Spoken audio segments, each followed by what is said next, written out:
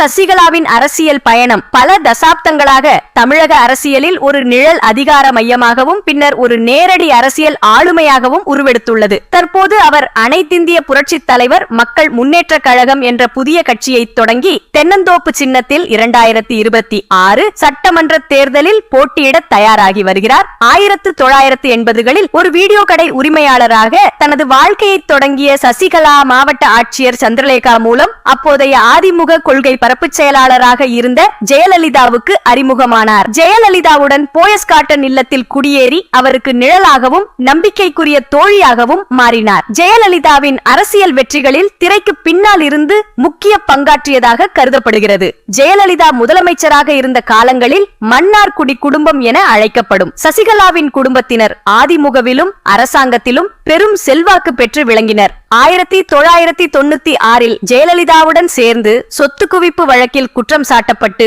சிறை சென்றார். 2011 கட்சியிலிருந்து தற்காலிகமாக நீக்கப்பட்டாலும் பின்னர் மீண்டும் ஜெயலலிதாவுடன் இணைந்தார். 2016 ஜெயலலிதாவின் மறைவுக்கு பின் அதிமுகவின் இடைக்கால பொதுச் செயலாளராக ஒருமனதாக தேர்ந்தெடுக்கப்பட்டார். 2017 பிப்ரவரி மாதம் முதலமைச்சராக பதவியேற்க தயாரான நிலையில் சொத்து குவிப்பு வழக்கில் உச்சநீதிமன்றம் 4 ஆண்டுகள் சிறை தண்டனையை உறுதி செய்தது. சிறை செல்வதற்கு முன் எடப்பாடி பழனிசாமியை முதலமைச்சராக நியமித்தார். அவர் சிறையில் இருந்தபோது எடப்பாடி பழனிசாமி மற்றும் ஓ பன்னீர்செல்வம் தரப்பு இணைந்து சசிகலாவை அதிமுகவிலிருந்து நீக்கியது. 2021 சிறை விடுதலையை தொடர்ந்து அதிமுகவை மீட்டெடுக்கப் போவதாக அறிவித்தார். இருப்பினும் நீதிமன்ற தீர்ப்புகள் அவருக்கு சாதகமாக அமையவில்லை. அதிமுகவில் தனக்கான இடம் மறுக்கப்பட்ட நிலையில் மார்ச் மாதம் 2026 அனைத்திந்திய புரட்சித் தலைவர் மக்கள் முன்னேற்ற கழகம் என்ற கட்சியை தொடங்கியுள்ளார். வரவிருக்கும் சட்டமன்ற தேர்தலில் தென்னந்தோப்பு சின்னத்தில் போட்டியிடுவதாக அவர் அறிவித்துள்ளார். சமீபத்திய நிகழ்வுகளின்படி